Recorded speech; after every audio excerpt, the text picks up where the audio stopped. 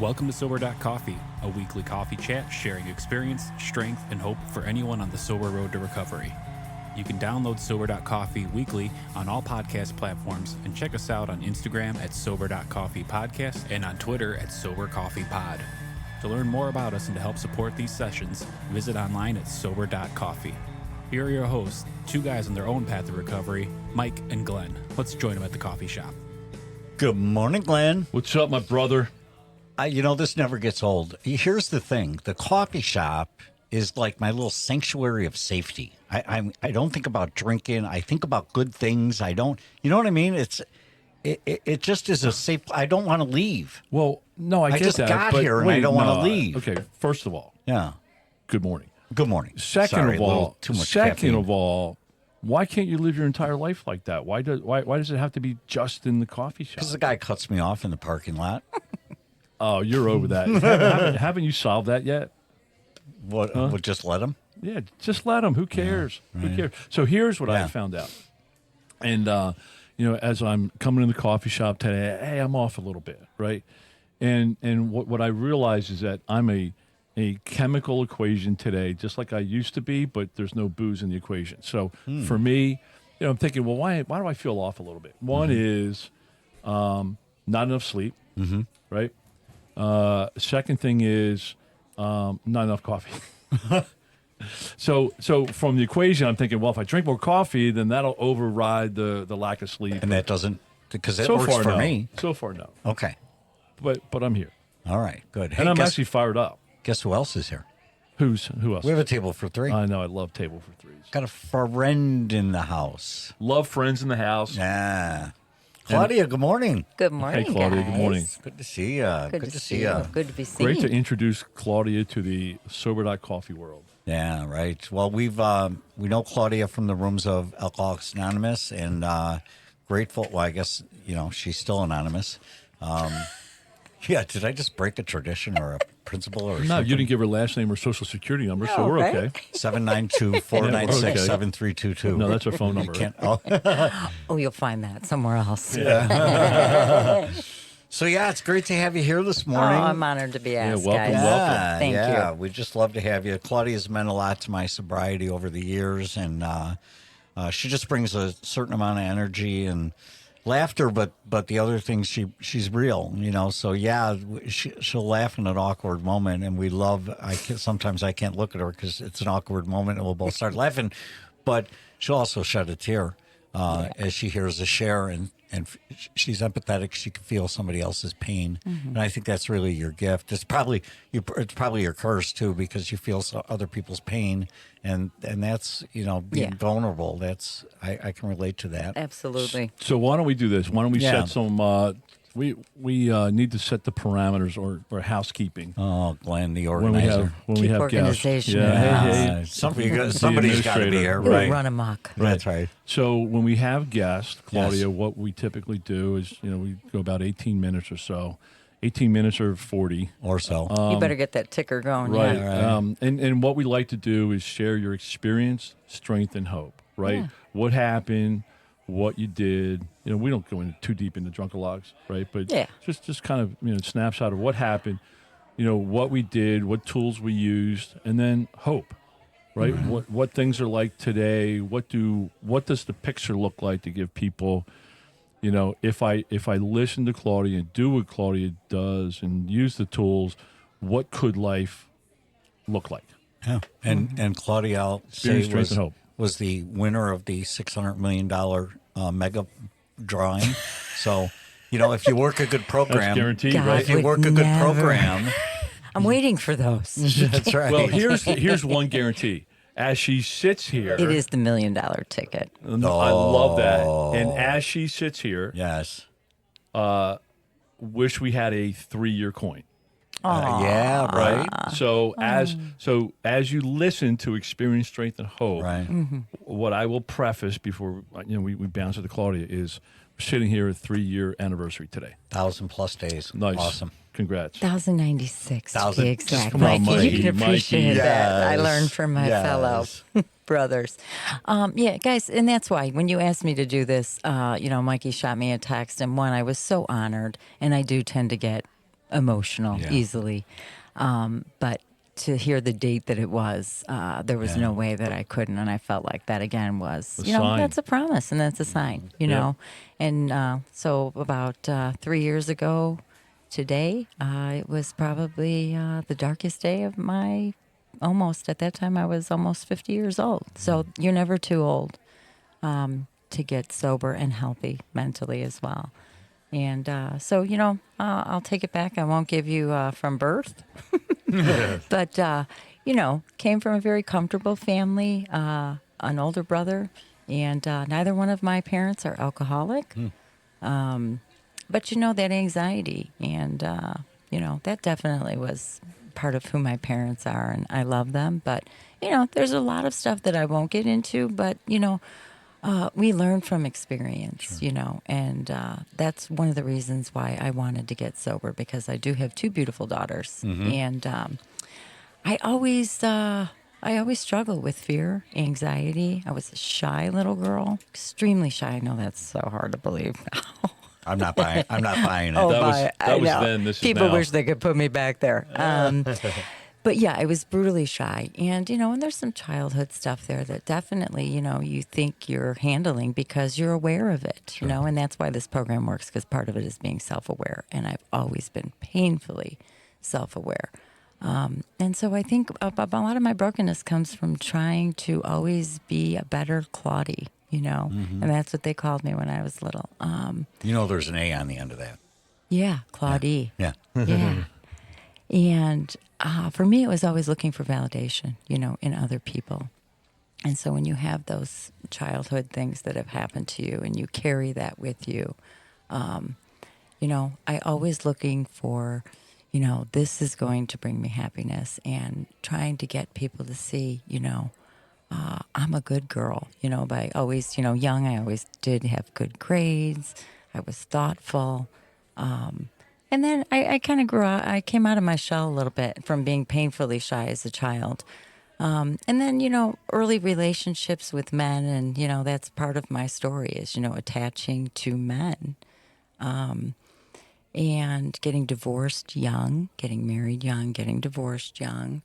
And at that point, when I over my sobriety, I try and look back and think, was that alcohol a problem then? But the alcoholism, as many people talk about, that anxious, that fear, that living in that constant, if I couldn't remember what I was worried about, I'd be worried about why I couldn't remember what I was worried about, Okay, that's deep. So I that understand is that. deep. And that analyzing and living in constant fear over the smallest of shit and, the biggest. So I think that I always tried to be the good daughter, the good sister, the good wife. And then at 26, I was divorced. And if I were looking at another young girl, and I'm not saying this in the ego based, if I was looking at another girl at 26 years old, divorced, very pretty girl, great personality, and a huge heart, the life is ahead of her. But, I didn't have an emotional sobriety that was ever taught to me. And when you don't have that confidence, you're navigating life half-heartedly. And as I began to go through life, I was looking for people, places, and things to bring me that security, and an unhealthy codependency to my parents, because I went from a husband, who financially loved to take care of me. And so, my next 10 years was trying to navigate finances and doing it horribly. So looking for the husband to take care of it.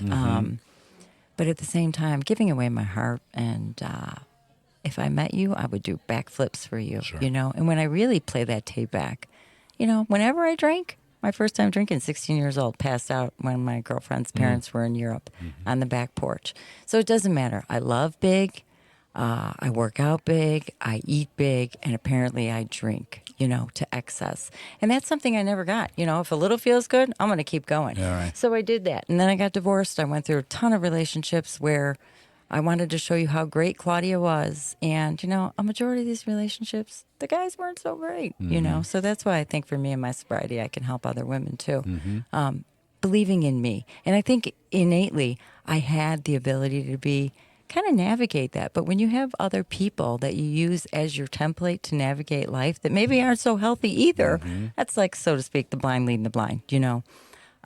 So again, for me, the drinking escalated. I think, fast forward, I got married again after probably 10 years, not even, but a good amount of time of being single. And that drinking, you know, never, I look at that because I would not get in a car and drive. And somewhere you cross that line, that proverbial line. And for me, I think it came in the form of financial stressors. I was raising 2 babies. I was financially carrying everything for our marriage because my husband was self-employed at the time. And that's where I think my alcoholism kicked in full gear. And it ebbed and flowed depending on what was going on in my life, whether it was financial stressors. Primarily, that's what it was. When my babies were young, I always was in control because even, you know, when I got divorced the first time, I didn't go to college. And those are regrets that I think, those are things that ate away at me, you know, and I never felt good enough. And, you know, you can play that blame game, justifiable anger. I had a lot of resentments towards my parents. And you're drinking through all this, but You know, not and it ebbed and flowed. excessively. But I will say, probably I'd say in 2008 is when the real turning point came because financially things were very difficult. Oh, well, terrible time, right? Right, financially. Yeah, right. I lost my job downtown, as many people did, yeah, right. 2 babies. I was the, you know, not the breadwinner, but definitely the constant financial. And gone. And the insurance gone. Gone. In a heartbeat. That's when I started dealing, you know, with daily life. You know, I couldn't call a bill collector without, you know, having a drink Sure. to calm down. Absolutely. You know, this is crazy behavior that you think is normal. Right. But again, it comes back to I didn't have the emotional sobriety to deal with life as it was coming at me. Because again, you know, my parents would take care of things. Well, now you're an adult, right? You can't look to mom and dad. And my husband and I both kind of like blindly were navigating life with 2 children. And all I wanted for them was to not endure any of the things, you know, that I went through. And again, financially, I was always okay growing up. But being able to take care of myself, that is one of the biggest gifts that I've gotten this program.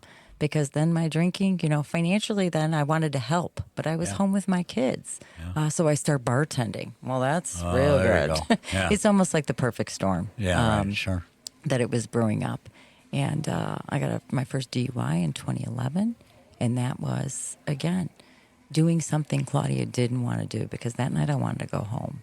And I listened to a friend, and I didn't. And I was fortunate to get out of that one. But that was, I remember being in a victim impact meeting that I had to do. And just being so emotional and thinking, I'm never going to do that again. And at that point in my drinking career, I really just thought I made a bad choice in driving that night. And like everyone else, people said, Claudia, that can happen to anyone. But then it escalated, you know, and I would have to say in probably 2019, 2020, for other things in my life, whether it be financial or what I wasn't getting out of what I thought I needed in my marriage, the drinking really kicked up. And then that's when I started drinking for everything, whether it was a happy moment, a sad moment. I couldn't function unless I had it. And for me, you know, a lot of times they say, and it is true, alcohol's a depressant. But for me, I would drink alone and get those rose-colored glasses. I wasn't the mean drunk, you know. And then I started working in a restaurant where, you know, I was serving, and at the end of the night, I was drinking. Well, you know, and that landed me in my second DUI, and that is the moment when I feel my higher power stepped in and said, okay, this girl has had enough. She's ready. You know, because in 2011, I say, why wasn't I ready then? Because I still had more pain. And that's what I see sometimes with women in the program. Maybe they haven't hit their bottom, and everyone's bottom is different. Sure. But for me, what a gift. I came in the rooms, and that night of that DUI, I woke up the next morning, and I never would contemplate suicide, but I fundamentally understood the darkness that you can get to, because I knew what lied ahead of me. And this DUI was significantly different than the first one. And I didn't know I didn't even know how to breathe. And the primary concern were my two daughters in my own hometown who, I was the PTA mom, trying to navigate life. And when I look at old videos from holidays, I cry for that, Claudia, because here's a mom trying so hard to do the right thing, but I can just see the pain going around in her head.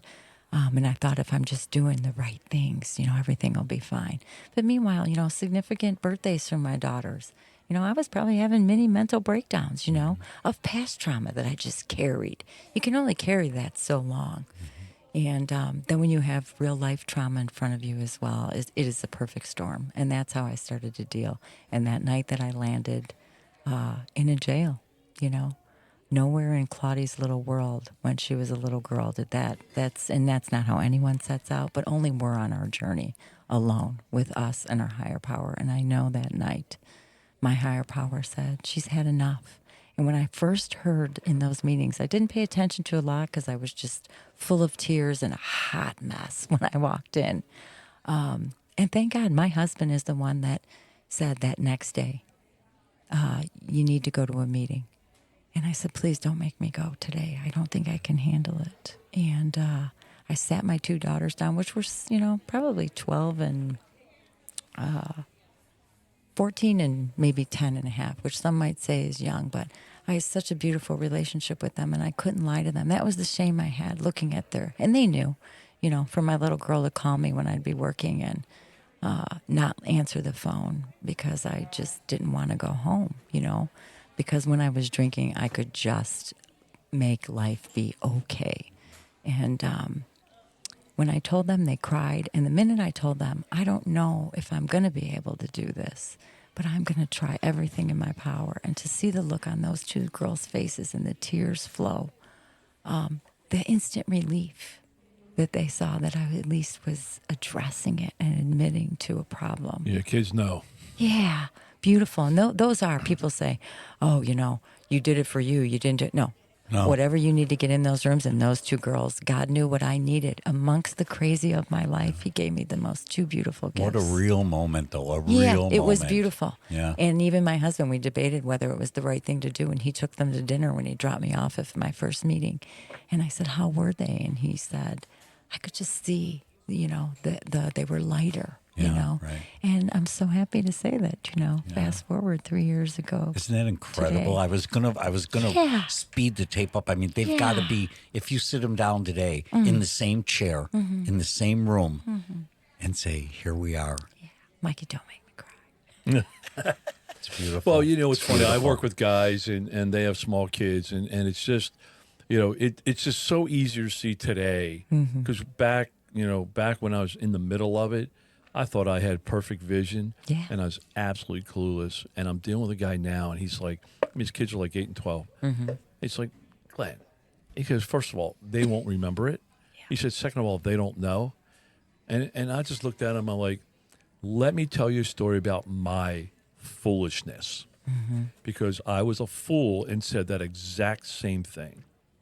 And I said, I got 8 years sober, almost 8 years sober, and I said, just today, I have relentless focus on redemption relationship with my daughters and building. Just today, they are starting to feel comfortable with showing me snippets of what it was really like. And to sit there and say, man, kids don't know. Oh, they know. In fact, they have a PhD level. God, Claudia, you said so many great things. And I'm thinking back to 2011, and you sat there and said, well, I'm surprised I didn't stop, right? For me, a key word was, or a key phrase, you said, I got out of it. So for me, when I got out of situations that I got in because of my drinking, I got out of an almost DUI situation too. The cop let me go to the hospital instead of in the back of his car in handcuffs. And that fueled my ego. That fueled me saying, well, it justified my reason why I got it, because I didn't go home when I wanted to, right? I can get out of this. I can get out of anything. I don't need to stop because you know what? I have superpowers. I can get out of it, And, I certainly, You know, and I like what you said. Hey, use Boost to navigate life. Mm-hmm. You know? Mm-hmm. Yeah, and I just want to chime in that, I didn't have to sit down with my kids. I did when I said on October 13th, 2018, and I said to two of my children, it's time for Dad to go do something different. Mm-hmm. And I could tell you their emotions were no different than a 14 or 10-year-old. I mean, they were like, go get him, Dad, Mm-hmm. And yeah, I carried their hope with me in those early days because I knew how much it meant to them. So I agree And with thank you. God, and Yeah. the beautiful people in those rooms, because when I walked in that night, they were there was people, and my sponsor, in fact, she was at that second ladies meeting she showed up at, and I was just bawling, and that was her introduction because I was so hurt with what I had done to them, and again to that point, I constantly commend young people that come in this program that don't have children because. How hard, one, to think, hey, I'm 23, 24 years old. Right. It's hard to wrap your mind around. I don't have more drinking to do, right? Yeah, right, sure. And two, if you don't have, for me, I know if it weren't for my children, I don't necessarily know if I would have got sober. Right. They were my reason. So I commend them even more Right. because it's so hard to do it for you, and this is a we program, but what it does for you. And by that, I can tell you stuff that I've learned in these rooms, my children have used. Sure. In navigating life. And that's, for me, that is the gift every day when my 14-year-old is, not so much now, she's in 8th grade, and both my kids are mentally really mature, but navigating friends and, things that I've learned in those rooms, stick with like-minded people. If people are mean, and that's what I gained, amongst many things. But navigating life and giving them tools, and it's just a trickle down how it reaches out to the people closest to us. And that's what I wanted, to be able to give my kids a better way to live. And this program has done so. And the letters that I received from those two girls on my 1-year sobriety, I tell Yeah, you, right. that's the gift, Right, and that is something that I tell any newcomer. Even though I was a hot mess, crying, didn't pay attention to the God thing, I just needed to hang on to a life raft, and the people in sure. those rooms were that exactly. But the one thing that I did always keenly aware of in those promises, hang on to the miracle, but will not forget the wreckage of our past. And that is something that I didn't have the compulsion to drink because God knew she's got so much other shit to navigate. She can't handle this. She'll never make it. But I literally had to take myself back to that night and how that could have turned out and how I didn't have, my kids could have been without a mother, or I could have killed the cop that was coming towards me. And that's what I used. That was a real tool that I had to use to keep me from picking up, to deal with life. Because I will say that I'm not a Debbie Downer, but, putting down the drink for me, because I'm a freak and I'm a perfectionist. Okay, there's no gray area there. I got to start there. But navigating, that's just the beginning of working this program. But it's challenging, and there's ups and there's downs. But, oh, my God, what a gift. Yeah. What an absolute gift. So, A lot of hope. yeah, for sure. And the people in the room gave me that when I needed it. So you talk a lot about emotional sobriety. Mm-hmm. So and you gained I'm a big fan of working on my emotional sobriety. I'm still so immature. The way I look at it, I started really drinking at the age of 13 and stopped at the age of 59. So that's 46 years. I think when I woke up at 59 years old, I had the maturity, emotional maturity of that 13-year-old. Absolutely. Don't they say that? The first drink you had is when you're... So I've got a lot of work to do. But aside from the book, the book, is there other things that you do to help you with your emotional sobriety? And Yeah, my sponsor is great. I'm really lucky. So I try and give that away, what she did. She was such, and we do have a unique, and that's a whole other conversation. That's hard to navigate when you become really connected and you have, That's right. and we do look at that as a gift. And we've talked about those challenges because as you grow, your program changes. Sure. And if you're codependent by nature, but the ultimate thing that we have is that we're open and we're honest. And when the problems do arise, we talk about it.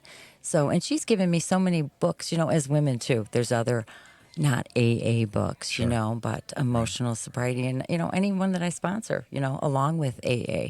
I've built a team of, I have a couple women, probably 4 or 5 women that, because again, I came into sobriety during COVID. My sponsor brought me on to a meeting that she didn't even stay on via Zoom, that we physically have only met in person twice. But I will tell you, some of the most intimate, beautiful relationships I have as women, because they gave me, a role model to look up to. And we all navigate. And every holiday, spent the weekend in Michigan with them. And to have that connectivity with people that you physically have only been, other than a little 2x2 screen. Right. Just a special group of people. So again, I also tell newcomers, look for the blessings. Somebody in AA, an older gentleman from another one of my Zoom meetings, God is always broadcasting. It's up to us to tune him in.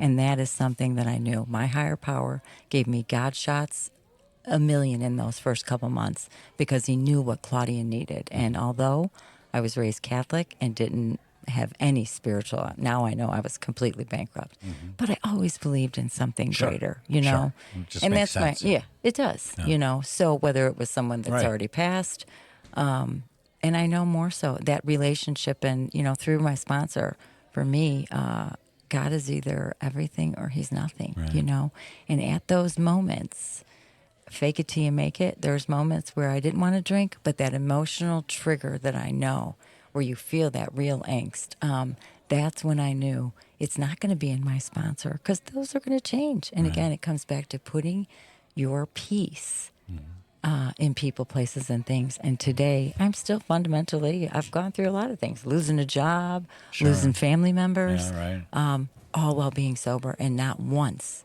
in those moments did I say, oh, this would be so much better if I were drinking. No. I thank God.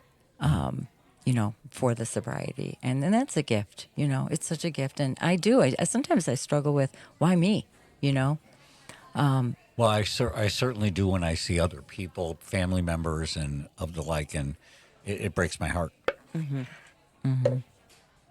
Breaks my heart. So, you sponsor other girls now, and Yeah, I don't have a good track record. I'm going to be honest with you. I don't know if they're not ready. And when you're a perfectionist and you're like, it's all about me. What am I doing wrong? So I do navigate to my, I reach to people who have more wisdom and how to do so, because there's no manual on that. no, But I do what worked for me and try and pass on. And I'm fortunate to have a sponsor who really does a beautiful job of being my friend and knows when to tune that off and be my sponsor. And you have to remain teachable. And they teach me, and that's more often what I find. But it's so hard when you see yourself in these other women.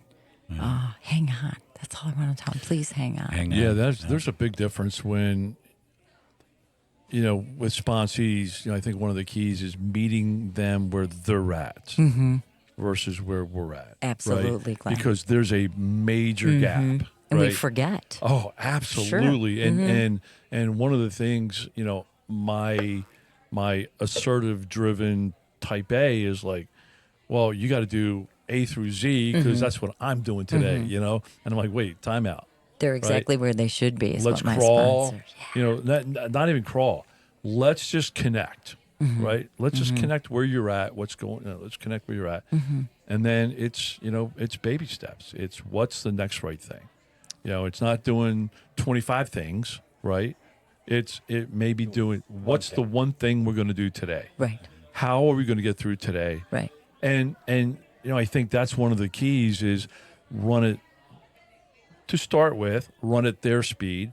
There's nothing wrong with nudging, right? When they're slow or stuck in the mud, there's some coaching and things. But that's one of the things is meet them where they're at. Just make that connection and have some empathy and some love and grace. And that's where I think God, placed me sometimes, that's it, is I'm able to have empathy and see it. And I so bad want to give it away to them, in that second, you want them to get it. And everyone's on their own journey.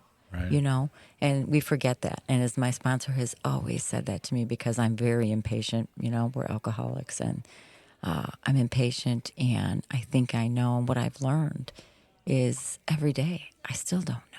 I think I do. And by someone else new coming into the rooms, I'll hear something they say, and I'm like, oh my God, Claudia, you know, you don't know. And they're showing me. And, you know, that's it, is that you're exactly where you should be. And that's what my sponsor tells me when I say, but this isn't happening, and I Right. didn't do this. And I get, because that's me. Part of my alcoholic dysfunction is living in the outcome, Right. you know, where other people have the shame. You know, they're looking in the rearview mirror. I don't have that because, again, God was like, shit. All right. Move on. Too much. Right. Yeah. And again, looking at that shame or where we are and the things we've done, most of us are not proud. But every single step, and I know this sounds trite and oversaid, but every single step, that DUI in 2011 and everything that happened in between up until that evening, only I know the way that all really culminated, me and my higher power. That's right. And those are the things that I'm keenly aware of, that I was exactly, even then, where I should be. Yeah. And you needed every one of those instances to get where you're at today. Absolutely. Absolutely. And my sponsor said that to me. She's like, Claude, sometimes you get him so much quicker than I did. But again, she came in the rooms at 26 years old. So these are all factors you do have to play in. You know, part of living is, you know, aging. That's the only benefit we have is experience. Experience. So, you know, And how our story helps others. absolutely. And yeah. I think your story of hope is going to help a lot of others. I hope they, I hope so. you know, because again, the speaking the language of the rooms, you know, it's meditating, women, Meditating. connecting with women, Yes. you know, being strong, you know, and there's a difference for women, being strong and saying what you mean, but not being mean. Right. You know, these are all things that I've learned, and it's hard. yeah. But you're doing it. 3 Doing years. it. 3 years. Yay, whoop, whoop. 1,000 what? That's fantastic. 1,000 what? 96. 96. I looked it up this morning. I, love thought it. of you. I love it. That's fantastic. Day counter. Claudia, thanks for joining us. Yeah. Oh, thank thanks you so so much, much. guys. Come This back is again. a real gift. Awesome. Thank you so much. All right. Thanks. All right, guys. Thank you very much. Thanks for joining us for today's coffee chat. To contact the show, email us at podcast@Sober.Coffee. If you need immediate help, the AA hotline is 800-839-1686. The National Suicide Prevention Hotline is 800-273-8255. Remember, Mike and Glenn are sharing their own journey on the path to recovery. Any suggestions, medical or otherwise, are their own experiences and should not be viewed as professional advice. See you next week, and remember, there is a solution.